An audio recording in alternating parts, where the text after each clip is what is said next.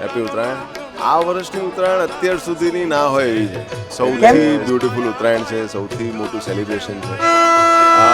In terms of like આજ સુધીની કરિયરમાં જે કામ મળ્યું છે એમાં અત્યાર સુધીનું સૌથી નાનું કામ કે હું 30 થી 35 સેકન્ડ માટે દેખાઉં છું, પણ એનું સેટિસ્ફેક્શન બહુ મોટું છે. એટલે બહુ મોટું એટલે 120 કરોડનું છે. તો ઉત્તરાયણ ખરેખર બહુ મોટું સેલિબ્રેશન છે.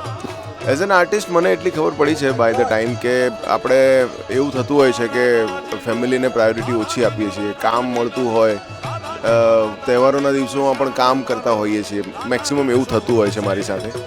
પણ હવે ધીરે ધીરે હું શીખ્યો છું કે તહેવારોમાં તો ફેમિલી સાથે જ રહેવું જોઈએ.